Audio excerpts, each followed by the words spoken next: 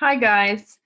This video is a quick reminder and review of what we talked about in our week 2 webinar using the circle tool and then the push-pull tool to model basic shapes and objects.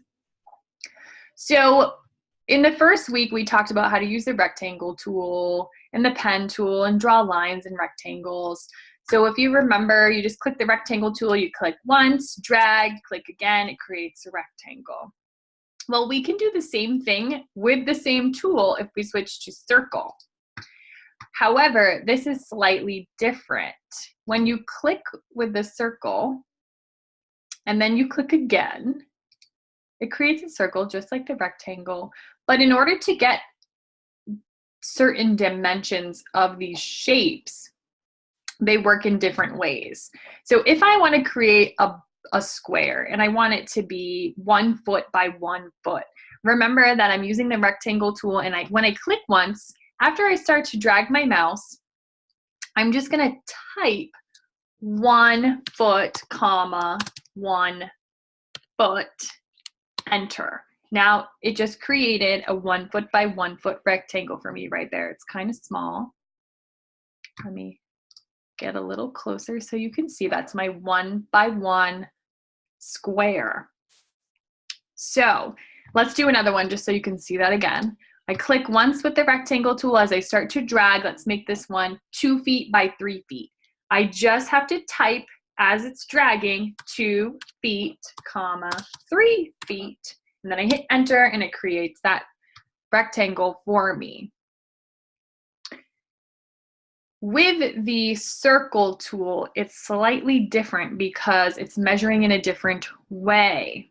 When I click on that circle tool, I click once to start dragging out my circle. If I want to have a 1 foot wide circle, just like I had a 1 foot wide square, I don't type in 1 foot.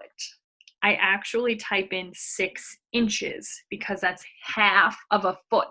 The circle tool measures the radius of the circle. The radius is that black line that you see right here that's connected to my pen. It's a black line and it goes right to the center of the circle. That's how SketchUp is measuring the size of the circle that you are drawing. So if I want a 12-inch circle, I actually only have to type in 6 inches. So watch what happens. I'm dragging, I'm going to type 6 inches, enter. So the radius is 6 inches, but the diameter, the whole width of that circle is actually 12 inches or a foot. So I'm going to draw another one. I can make them as big or as small as I want. But again, we're going to be modeling certain objects. So we need to know how big they need to be. So if I want to make a 36-inch circle, I'm not going to type in 36 inches. I'm going to type in 18 because that's half of 36. So 18 inches, enter. Now here's the fun tool that we're going to start to use. This is called the push-pull tool. The push-pull tool is located right next to the circle and rectangle tool on your toolbar. It's a little tiny box with an arrow sticking out of it.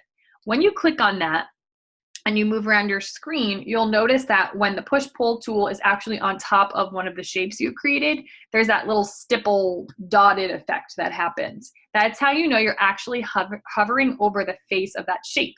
So let's click on one. I click once. Now I'm going to pull this up. Isn't that fun?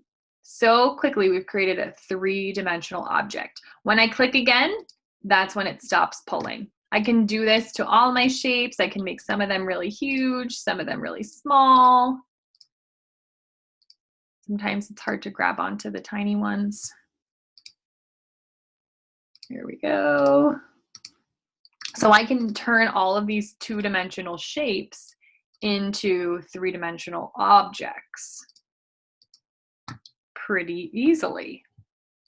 So if I have a box that I am trying to model and I actually want to model it to the exact dimensions, I'm going to show you how to do that. So right here, I want to make a box, and my box is going to be 2 feet wide by 3 feet tall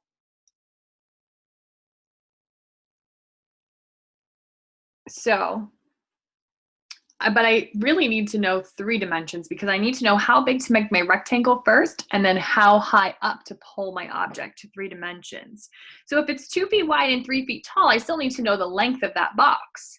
For instance, if this is 2 feet and 3 feet, I still have to know how long this side is.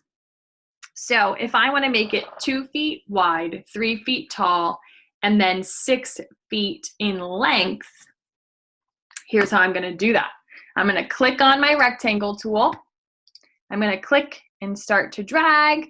And now I know that it's 2 feet wide. So I'm going to have 2 feet, comma, and it's 6 feet in length. It's a 2 by 6 box and it goes up 3 feet. So 2 feet, comma, 6 feet, enter. There's the rectangle.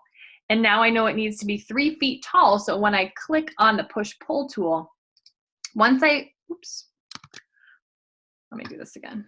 Sorry about that. My rectangle is 2 feet by 6 feet.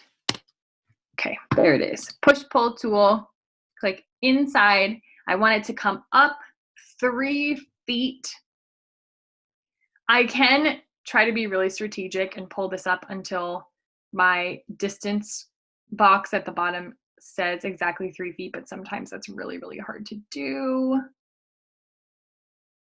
because it's not perfect. So I can just type 3 feet, enter, and there it is.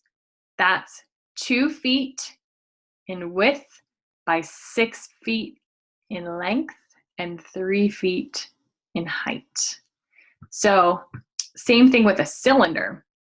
If I want a 2-foot cylinder, it's 2 feet by 2 feet tall, I'm gonna, remember, only put 1 foot as my radius because that means that the circle is actually 2 feet wide. So my 1 foot radius, there it is. And then I wanna come up again 2 feet. So push-pull tool, click into the circle, start pulling up, type in 2 feet, enter, and there it is. It's 2 feet by 2 feet. So that's how you use the push-pull tool to create 3-dimensional objects to certain dimensions. Remember, if you have any questions, just ask them in the Have a Question discussion board. Have fun.